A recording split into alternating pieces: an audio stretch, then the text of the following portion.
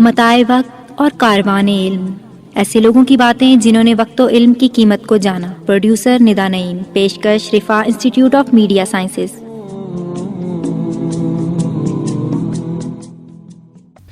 بسم اللہ الرحمن الرحیم۔ سامعین السلام علیکم ورحمۃ اللہ وبرکاتہ۔ پروگرام متاع وقت اور کاروان علم کے ساتھ ذوالقرنین حیدر حاضر خدمت ہے۔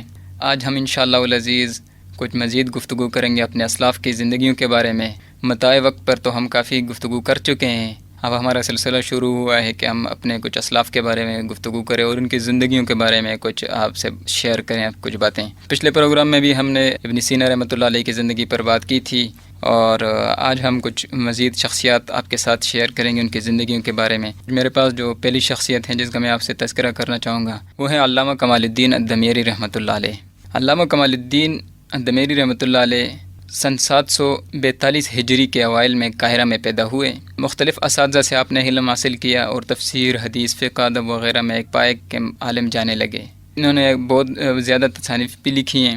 جامعہ ازہر میں بڑے عرصے تک درس و تدریس سے بھی وابستہ رہے، اور مکہ مکرمہ میں بھی درس و تدریس کا سلسلہ ان کا کافی عرصے تک جاری رہا۔ آپ نے بہت ساری تصانیف لکھی جو اپنی اپنی جگہ پر بڑی قابل قدر اور مقبول ہوئیں، لیکن آج ہم آپ کے سامنے ان کی ایک کتاب حیات الحیوان کا تذکرہ کریں گے۔ یہ کتاب عوام و خواص میں بڑی مقبول ہوئی۔ اس کتاب میں آپ نے حیوانات کی اقسام، ان کی صفات اور ان کے عادات، جذباتی نفسیات کے ساتھ ساتھ حکایات و اشعار اور دلچسپ واقعات بھی ذکر کیے ہیں۔ آپ نے اپنی یہ کتاب حیات الحیوان سن 773 ہجری میں تقریباً 560 کتب سے منتخب کی اور حروف تہجی کے ترتیب سے حیوانات کی تفصیل ذکر کی۔ سامعین، اس سے ہم اندازہ لگا سکتے ہیں کہ انہوں نے 560 کتابیں دیکھ کر اپنی یہ کتاب کتاب الحیوان تصنیف کی ہے۔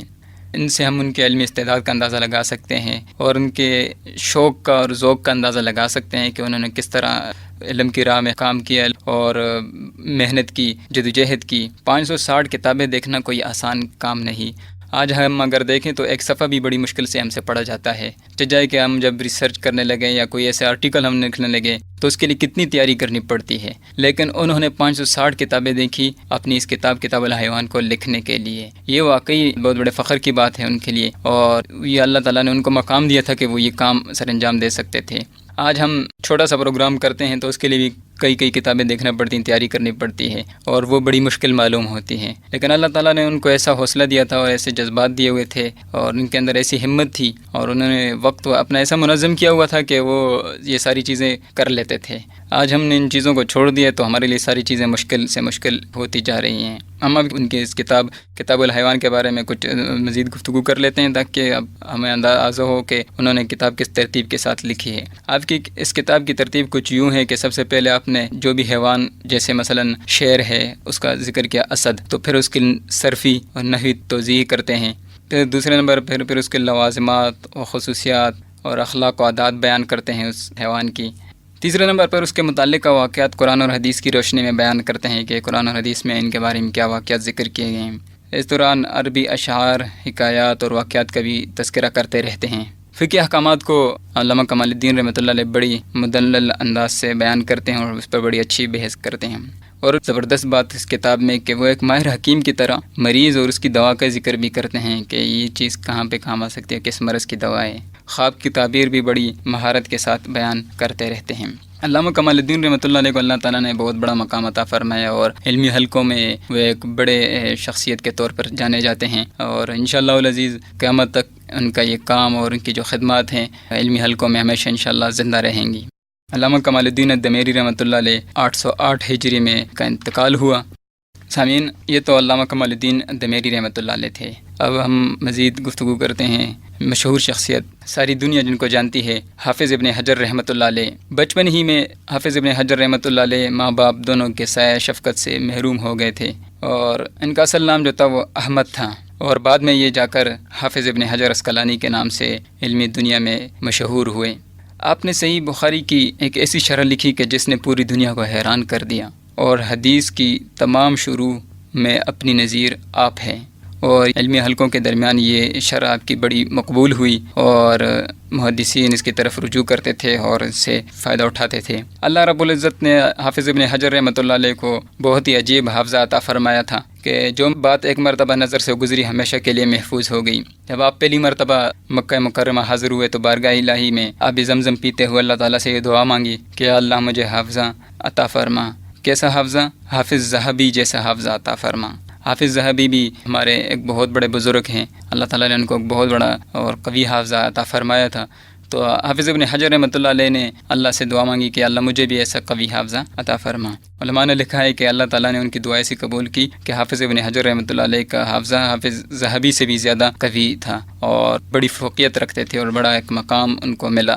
حافظ ابن حجر رحمۃ اللہ علیہ نے 9 سال کی عمر میں قرآن کریم حفظ کیا اور پھر مسلسل 10 سال تک علم حدیث میں مشغول رہے اور کئی ممالک کا اس کے لیے اپنے سفر بھی کیا اس علم کے لیے۔ محنت کا یہ عالم دیکھیے ان کا کہ دمشق میں صرف 100 دن رہے تھے اور حدیث کے 1000 جز پڑھے۔ یہ ان لوگوں کی محنت تھی اور علم کا شوق تھا کہ وہ جہاں جاتے علم کے حصول میں مشغول رہتے، کوئی وقت اپنا ضائع نہیں کرتے تھے۔ ٹائم کو اپنا اس طرح مینج کیا تھا کہ کوئی وقت ان کا ضائع نہیں ہوتا تھا۔ پھر اس کے بعد آپ مصر آ کر درس و تدریس میں مشغول ہوئے اور یہاں سے آپ کی شہرت عام ہوئی اور پوری دنیا میں آپ کا چرچا ہونے لگا اور حافظ ابن حجر عسقلانی کے نام سے علمی دنیا میں آپ کو ایک نام ملا۔ جب آپ کی شہرت بلندیوں تک پہنچی تو حکومت کی طرف سے آپ کو قضاء کے عہدے پر فائز کیا گیا اور تقریباً آپ 21 برس تک قاضی القضاء رہے اور بڑے اچھے آپ کے دور میں فیصلے ہوئے اور آپ نے بڑے اچھی طریقے سے اس عہدے کو سنبھالا اور اس پر عمل کیا۔ اللہ تعالیٰ نے ان کے وقت میں ایسی برکت رکھی تھی کہ جس کا اندازہ لگانا مشکل ہے۔ آج ہم اس دور میں بیٹھے ہوئے ہیں، ہمارے سامنے اگر جب یہ باتیں کی جاتی ہیں تو اس پر یقین کرنا مشکل ہو جاتا ہے، لیکن یہ ایک حقیقت ہے کہ اللہ تعالیٰ نے ان کے وقت میں برکت رکھی ہوئی تھی۔ جس طرح اس زمانے میں ہم آج کے دور کے سائنس اور ٹیکنالوجی کے بارے میں سوچ بھی نہیں سکتے تھے، وہم و گمان بھی نہیں ہوتا تھا، موبائل، کمپیوٹرز، انٹرنیٹ جیسی سہولیات کے بارے میں ہم آج سے کئی سال پہلے سوچ بھی نہیں سکتے تھے۔ اسی طرح اگر آج ہمارے سامنے اس طرح کے واقعات ان حضرات کے بیان کیے جاتے ہیں تو ہمیں بھی اس پر یقین مشکل سے آتا ہے، لیکن سامعین یہ ایک حقیقت ہے۔ وقت میں اللہ تعالیٰ نے ان کی ایسی برکت رکھی تھی کہ ایک مرتبہ ظہر تا عصر کے درمیانی وقفہ میں 10 مجلسوں میں پوری صحیح بخاری ختم کر ڈالی۔ صحیح بخاری حدیث کی سب سے بڑی کتاب اور اس کو ظہر تا عصر کے درمیانی وقفے میں ختم کر ڈالنا واقعی یہ اللہ تعالیٰ کی طرف سے ایک معجزہ تھا اور اللہ تعالیٰ کی طرف سے ان کے وقت میں برکت رکھی ہوئی تھی کہ انہوں نے اس دوران یہ کتاب ختم کر ڈالی، ورنہ تو سال ہر سال ہمارے مدارس میں یہ کتاب پڑھائی جاتی ہے اور سال کے آخر تک بڑی مشکل سے ختم ہوتی ہے، اور یہاں سے ہم اندازہ لگا سکتے ہیں کہ انہوں نے ظہر تا عصر کے درمیانی وقت میں یہ پوری کتاب ختم کر ڈالی۔ اسی طرح صحیح مسلم جو بخاری شریف کے بعد دوسری بڑی کتاب ہے حدیث کی، وہ انہوں نے 2.5 دن میں 5 مجلسوں میں ختم کی۔ تو سامعین اللہ تعالیٰ نے ان کے وقت میں ایسی برکت رکھی ہوئی تھی کہ وہ جو بھی کام کرتے تھے تو وقت ان کے لیے سمٹ جاتا تھا اور وہ بڑے سے بڑا کام بھی مختصر سے وقت میں کر لیتے تھے۔ وجہ یہ تھی کہ انہوں نے اپنے وقت کی قدر کی اور اس کی اہمیت کو جانا اور اللہ تعالیٰ سے دعا بھی کی تو اللہ تعالیٰ نے ان کو سارا کچھ عطا فرمایا اور دنیا میں بھی ان کو ایک بلند مقام عطا فرمایا اور انشاءاللہ آخرت میں بھی ان کا ایک بڑا مقام ہے۔ آپ نے طبرانی کی معجم الصغیر کی تقریباً 1500 احادیث سندوں کے ساتھ ظہر تا عصر ایک مجلس میں ختم کی۔ اسی طرح سامعین یہ وہ لوگ تھے کہ جنہوں نے وقت کی بڑی قدر کی، اللہ سے اس میں برکت کی دعا مانگی، اللہ نے عظیم مقام عطا فرمایا۔ حافظ ابن حجر رحمۃ اللہ علیہ کی ایک شرح جو میں نے ابھی کچھ شروع میں بھی ذکر کیا تھا کہ ایک بڑی شہرت کی حامل تھی، صحیح بخاری کی شرح انہوں نے لکھی جس کا نام ہے فتح الباری اور جو تقریباً 14 جلدوں پر مشتمل ہے۔ 14 جلدوں پر مشتمل فتح الباری علماء کے درمیان اور علمی حلقے کے درمیان ایک بہت بڑی حیثیت رکھتی ہے اور لوگ اس سے فائدہ اٹھاتے ہیں اور ایک مرجع بنے ہوئی ہے کہ حافظ ابن حجر رحمۃ اللہ علیہ کی یہ شرح جس میں انہوں نے اپنی علم کے انوارات دکھائے ہیں۔ اسی طرح آپ کی دوسری کتاب تہذیب التہذیب تقریباً 12 جلدوں پر مشتمل ہے۔ الاصابہ 9 جلدوں پر مشتمل ہے۔ لسان المیزان 4 جلدوں پر مشتمل ہے۔ تغلیق التعلیق 5 جلدوں پر مشتمل ہے۔ آپ کی تصانیف کے بارے میں کہا جاتا ہے تقریباً آپ نے 150 سے زائد تصانیف لکھی ہیں۔ حافظ ابن حجر رحمۃ اللہ علیہ کا دور علمی دور تھا کہ اس میں بڑے بڑے پائے کے عالم بھی تھے، لیکن حافظ ابن حجر رحمۃ اللہ علیہ کو اللہ تعالیٰ نے ایک بہت بڑا مقام عطا فرمایا، ایک بڑی شہرت دی۔ حافظ ابن حجر رحمۃ اللہ علیہ کی وفات 852 ہجری میں ہوئی۔ سامعین یہ تو حافظ ابن حجر رحمۃ اللہ علیہ کا تذکرہ ہم نے کیا۔ پروگرام کو مزید آگے بڑھاتے ہوئے ہم اب تذکرہ کرتے ہیں ہمارے ایک اور بہت بڑے بزرگ علامہ عینی رحمۃ اللہ علیہ۔ علامہ عینی رحمۃ اللہ علیہ بھی حافظ ابن حجر رحمۃ اللہ علیہ کے ہم عصر علماء میں سے تھے اور فقہ حنفی کے چوٹی کے علماء میں ان کا شمار ہوتا ہے۔ یہ بھی بہت بڑے پائے کے عالم تھے، اللہ تعالیٰ نے بڑے علم سے نوازا تھا اور بڑا قوی حافظہ دیا تھا اللہ تعالیٰ نے، اور بڑے انہوں نے یعنی علمی دنیا میں ایک دھوم مچائی ہوئی تھی علامہ عینی رحمۃ اللہ علیہ نے۔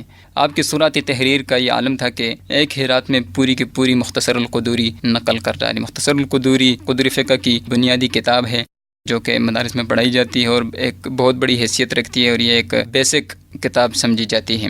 علامہ عینی رحمۃ اللہ علیہ اور حافظ ابن حجر رحمۃ اللہ علیہ دونوں نے صحیح بخاری کی معرکۃ الآراء شرح لکھی۔ حافظ ابن حجر رحمۃ اللہ علیہ کی شرح کے بارے میں تو میں نے آپ کو بتایا، جیسے فتح الباری انہوں نے 14 جلدوں پر لکھی ہے۔ علامہ عینی رحمۃ اللہ علیہ نے عمدۃ القاری شرح صحیح بخاری کے نام سے لکھی ہے۔ آپ کی یہ شرح بھی بہت مشہور ہوئی ہے اور علمی حلقوں میں ایک بہت بڑا نام ہے، اور بڑی یعنی ادب و احترام کے ساتھ اس کتاب کو علماء اکرام اور جو علمی حلقے ہیں اس کو دیکھتے ہیں۔ حافظ ابن حجر رحمۃ اللہ علیہ اور علامہ عینی رحمۃ اللہ علیہ چونکہ ہم عصر علماء میں سے تھے تو ان کے آپس میں علمی بحثیں مباحثے چلتے بھی رہتے تھے۔ اچھا واقعہ ان کا ایک یاد آ رہا ہے۔ حافظ ابن حجر رحمۃ اللہ علیہ کی مزاج میں چونکہ بڑی شگفتگی اور ظرافت تھی اور بڑے اچھے مزاج کے مالک تھے۔ ایک واقعہ علامہ عینی رحمۃ اللہ علیہ اور حافظ ابن حجر رحمۃ اللہ علیہ کا بڑا مشہور ہے کہ علامہ عینی رحمۃ اللہ علیہ نے اس وقت کے حکمران الملک المؤید کی مدح میں ایک قصیدہ کہا تھا، جس میں ملک مؤید کی تعمیر کردہ جامع مسجد کی بھی تعریف کی تھی، اور اتفاق سے کچھ دن بعد یوں ہوا کہ مسجد کا جو مینارہ تھا وہ جھک گیا اور گرنے کے قریب ہو گیا۔ حافظ رحمۃ اللہ علیہ نے پرچے پر 2 اشعار لکھ کر ملک مؤید کے پاس بھیجے۔ وہ اشعار کیا تھے؟ وہ یہ تھے کہ لجامع مولانا المؤید رونق منارته تزہو علی الفخر والزین، منارته تزہو علی الفخر والزین، یعنی ملک مؤید کی جامع مسجد تو بڑی بارونق اور اس کا مینارہ فخر و زینت کی بنا پر بڑا خوبصورت ہے۔ آگے دوسرا شعر ان کا یہ ہے کہ تقول وقد مالت علی ترفق فلیس علی حسنی اضر من العین، فرماتے ہیں کہ لیکن جب وہ منارہ جھکا تو اس نے کہا، یعنی اس منارے نے کہا مجھ پر رحم کرو، کیونکہ میرے حسن کے لیے عین یعنی چشم بد سے زیادہ نقصان دہ کوئی چیز نہیں۔ اب اس شعر میں لطف کی بات یہ ہے اور مزے کی بات یہ ہے کہ اس میں لفظ عین جو استعمال کیا گیا ہے کہ فلیس علی حسنی اضر من العین، عین کو جو پڑھا جاتا ہے یہاں پہ شعر میں عینی پڑھا جاتا ہے، جس سے علامہ عینی پر تعریض ہوتی ہے، یعنی حافظ ابن حجر رحمۃ اللہ علیہ نے مزاحاً علامہ عینی رحمۃ اللہ علیہ پر تعریض کی ہے۔ ملک مؤید کو جب یہ پرچہ ملا تو وہ بڑا حیران ہوا اور اس کو بڑی حیرت ہوئی۔ اس نے یہ پرچہ، یہ اشعار علامہ عینی رحمۃ اللہ علیہ کے پاس بھیج دیے کہ حافظ ابن حجر رحمۃ اللہ علیہ نے آپ کے بارے میں یہ اشعار لکھے ہیں۔ علامہ عینی رحمۃ اللہ علیہ بھی چونکہ حاضر جواب تھے، اللہ تعالیٰ نے ایک بڑا ان کو علم دیا ہوا تھا، انہوں نے جواباً حافظ ابن حجر رحمۃ اللہ علیہ کو 2 شعر لکھ دیے۔ وہ شعر بھی آپ کو سنا دیتا ہوں۔ پہلا شعر یہ ہے کہ منارۃ کعروس الحسن قد جلیت وہدمها بقضاء اللہ والقدر، کہ یہ منارہ عروس حسن کی طرح درخشاں ہے اور یہ محض اللہ کی قضاء اور قدر کی وجہ سے گرا ہے۔ انہوں نے جواب دے دیا کہ میری وجہ سے نہیں گرا، کہ میں نے اس کو نظر لگا دی یا کچھ اس طرح میں نے جو اس کی مدح میں اشعار کہے تھے اس کی وجہ سے نہیں گرا جو آپ نے حافظ ابن حجر رحمۃ اللہ علیہ نے یعنی میرے بارے میں یہ بات کہی ہے، بلکہ یہ اللہ تعالیٰ کی قضاء اور قدرت کی وجہ سے یہ گرا ہے۔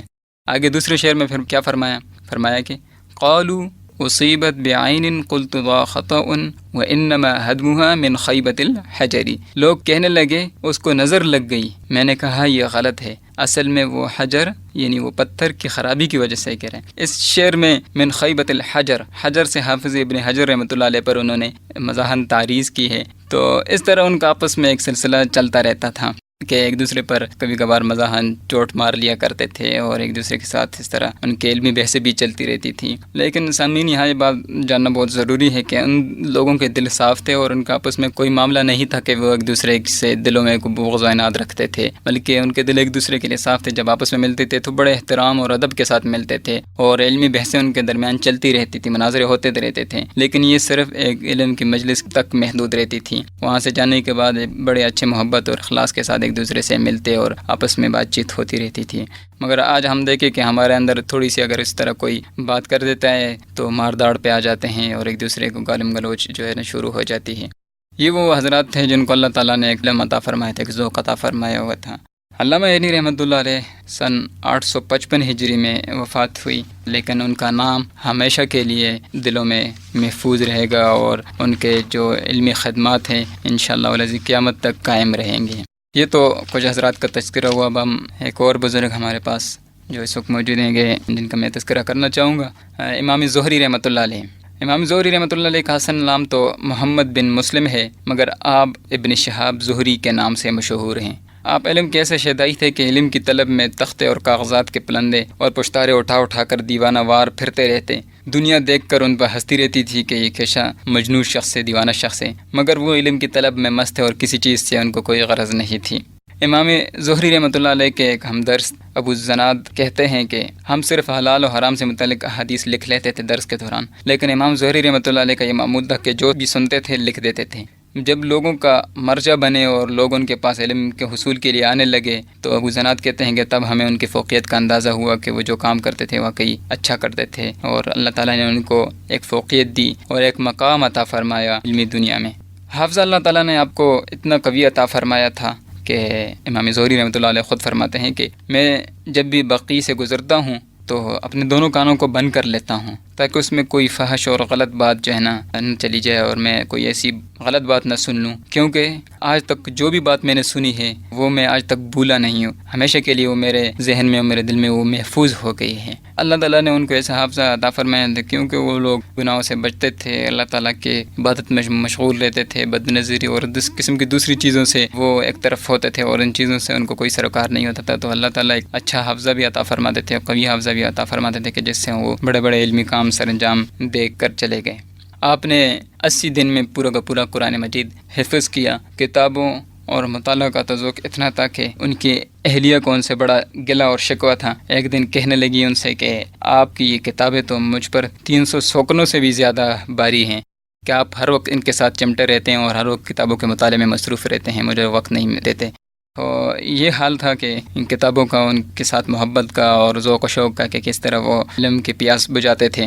امام زہری رحمۃ اللہ علیہ کی وفات 1230 ہجری میں ہوئی، مگر آپ کا نام رہتی دنیا تک انشاءاللہ العزیز ہمیشہ زندہ رہے گا۔ سامعین، ان واقعات کا ذکر کرنے کا مقصد صرف اور صرف یہی ہے کہ ہم ان کے واقعات سن کر اور ان کے باتیں سن کر ہمارے اندر بھی اس طرح جذبہ پیدا ہو اور ہم بھی ان لوگوں کے نقش قدم پر چلیں اور اس طرح علم میں محنت کریں اور اپنے وقت کو صحیح استعمال کرنے کی کوشش کریں، کیونکہ ہمارے پروگرام کا نام بھی اس طرح ہے کہ متاع وقت اور کاروان علم۔ متاع وقت پر تو ہم نے گفتگو کر لی، اب یہ کاروان علم چل رہا ہے کہ ہمارے اس کاروان علم میں کون کون سے حضرات ہیں۔ تو چونکہ یہاں اتنا ٹائم نہیں ہوتا کہ ہم ڈیٹیل میں تمام حضرات کی گفتگو کریں، اس لیے میں چاہتا ہوں کہ زیادہ سے زیادہ حضرات ہمارے سامنے آئیں، زیادہ سے زیادہ شخصیات آئیں، تاکہ ہمیں پتہ چلے کہ ہمارے اسلاف کون کون ہیں، کم از کم ان کے ناموں کا پتہ چلے، ان کی شخصیت کے بارے میں کچھ مختصراً ہمیں پتہ چل جائے۔ باقی ان کے بارے میں کتابوں میں بڑی تفصیل کے ساتھ ان کے واقعات اور ان کی پوری زندگی سوانح موجود ہیں، وہاں پہ ہم پڑھ سکتے ہیں، لیکن یہاں چونکہ ایک یا دہانی گرانی ایک مختصر سا ٹائم ہوتا ہے تو اس میں کوشش کرتا ہوں کہ مختصر سب کی زندگی پر روشنی ڈالی جائے اور مختصر ان کے بارے میں بات کی جائے۔ ہم بات کرتے ہیں ایک اور مشہور بزرگ علامہ ابن جریر رحمۃ اللہ علیہ۔ علامہ ابن جریر رحمۃ اللہ علیہ کا نام علمی دنیا میں بہت روشن ہے، اور علماء اور جو علمی حلقے ہیں وہ بڑی قدر کی نگاہ سے علامہ ابن جریر رحمۃ اللہ علیہ کو دیکھتے ہیں۔ اس کی ایک وجہ یہ بھی ہے کہ ان کی جو تفسیر ہے، تفسیر ابن جریر، یہ بہت زیادہ مشہور ہوئی اور لوگوں نے اس کو بڑا سراہا۔ اسی طرح علامہ ابن جریر رحمۃ اللہ علیہ تفسیر کے امام تھے اور حدیث کے شیخ تھے، تاریخ کے عظیم مورخ تھے۔ غرض یہ کہ ہر فیلڈ میں اللہ تعالیٰ نے ایک مقام عطا فرمایا تھا۔ ان کی شورۂ آفاق تفسیر ابن جریر آج بھی مفسرین کا مرجع ہے، اور تحصیل علم کے لیے دنیا بھر کا سفر کیا آپ نے، اور سارا کچھ جو آپ کے پاس جمع پونجی تھی وہ علم کی راہ میں خرچ کی، اور پھر ایک ایسا وقت بھی آ گیا کہ علامہ ابن جریر رحمۃ اللہ علیہ کے پاس کچھ بھی نہیں تھا، اور بدن کے کپڑے بیچ کر آپ نے جو ہے نا اپنے گزارا کیا اور ضروریات پوری کی۔ ایک دن اپنے شاگردوں سے فرمانے لگے کہ میں قرآن کی تفسیر لکھوں تو تم پڑھو گے؟ شاگردوں نے سوال کیا، حضرت کتنی بڑی تفسیر ہوگی؟ فرمانے لگے کہ 30,000 اوراق پر مشتمل ہوگی۔ شاگرد سن کے بڑے حیران ہوئے کہ حضرت اتنی بڑی تفسیر کے پڑھنے کے لیے تو اتنی لمبی عمر بھی چاہیے، ہم اتنی بڑی تفسیر کیسے پڑھیں گے؟ پھر آپ نے یوں کیا کہ 3,000 اوراق پر مشتمل تفسیر لکھی، یعنی 30,000 کے بجائے 3000 اوراق پر مشتمل تفسیر لکھی جو آج تفسیر ابن جریر کے نام سے مشہور ہے، اور 7 سال تک اپنے شاگردوں کو املا کراتے رہے، اور یہ تفسیر 30 جلدوں میں شائع ہوئی۔ یہ ان لوگوں کا ذوق مطالعہ دیکھے اور اللہ تعالیٰ نے ان کو جیسا علم عطا فرمایا تھا، اس سے ہم اندازہ لگا سکتے ہیں آج ہمارے بس کی بات ایک آرٹیکل لکھنا ہے، ایک صفحے کا مضمون لکھنا بھی ہمارے بس کی بات نہیں ہوتی، لیکن وہ لوگ تھے کہ 20 جلدوں میں ایک کتاب لکھ لیتے تھے۔ اسی طرح کا مشورہ آپ نے تاریخ کے بارے میں اپنے شاگردوں سے کیا کہ میں تاریخ کے بارے میں لکھنا چاہتا ہوں، تو شاگردوں نے اسی طرح کا جواب دیا کہ حضرت اس کے لیے تو ایک لمبی عمر چاہیے۔ پھر آپ نے تاریخ الامم والملوک کے نام سے تاریخ لکھی جو کہ 21 اجزاء میں شائع ہو گئی ہے، تاریخ الامم والملوک کے نام سے، بڑی اچھی تاریخ ہے، اور آپ نے علم اسلام کی پوری تاریخ کا اس میں تذکرہ کیا ہے جو ان کا کارنامہ ہے، اور لوگوں نے بڑا اس کو سراہا ہے۔ حصول علم کا اتنا شوق تھا کہ جب آپ کے وفات کا وقت قریب آیا تو کسی نے کوئی دعا کی تو آپ نے سنی تو فوراً فرمانے لگے کہ میرا قلم اور دوات لاؤ تاکہ میں اس دعا کو لکھ لوں۔ لوگوں نے پوچھا حضرت آپ بیمار ہیں اور اس حال میں ہیں، آپ اسے کیسے لکھیں گے؟ تو فرمانے لگے کہ نہیں، انسان کو مرتے دم تک علم کے حصول میں مصروف رہنا چاہیے۔ یہ دیکھیں سامعین کہ ان کو اپنے وقت کی کتنی قدر تھی، کتنی علم کا شوق تھا کہ اس حالت میں بھی جو ہے نا علم کے حصول میں مصروف رہے۔ علامہ ابن جریر رحمۃ اللہ علیہ نے اسی طرح زندگی میں تقریباً 3,58,000 اوراق لکھے ہیں۔ ایسے ہم ان کی علم کا اور ان کی سرعت تحریر کا اندازہ لگا سکتے ہیں۔ سن 310 ہجری میں آپ کی وفات ہوئی اور آپ اس دنیا فانی سے تو رخصت ہو گئے، لیکن عوام و خواص کے دلوں میں ہمیشہ کے لیے آپ زندہ ہیں اور انشاءاللہ زندہ رہیں گے۔ سامعین، یہ تھے کچھ حضرات جن کا میں نے آپ کے سامنے تذکرہ کیا۔ اب میں آخری شخصیت کا آپ کے سامنے آج کے پروگرام میں تذکرہ کرنے والا ہوں، وہ ہے امام نووی رحمۃ اللہ علیہ۔ یہ بہت بڑی پائے کے عالم تھے اور اللہ تعالیٰ نے ان کو ایک بہت بڑا مقام عطا فرمایا تھا علمی حلقوں میں۔ امام نووی رحمۃ اللہ علیہ جب بچپن میں چھوٹے تھے تو نوا بستی جو تھی اس میں کھیلنے جاتے تھے تو بچے ان کے ساتھ کھیلتے نہیں تھے تو یہ رونے لگ جاتے تھے، لیکن کسی کو کیا معلوم تھا کہ یہی امام نووی رحمۃ اللہ علیہ آگے جا کر حدیث کے امام بنیں گے۔ صحیح مسلم کے عظیم شارح اور 7ویں صدی کے یہ عظیم محدث ہیں۔ صحیح مسلم کی انہوں نے بہت اچھی شرح کی ہے اور 7ویں صدی کے یہ بہت بڑے امام جانے جاتے ہیں۔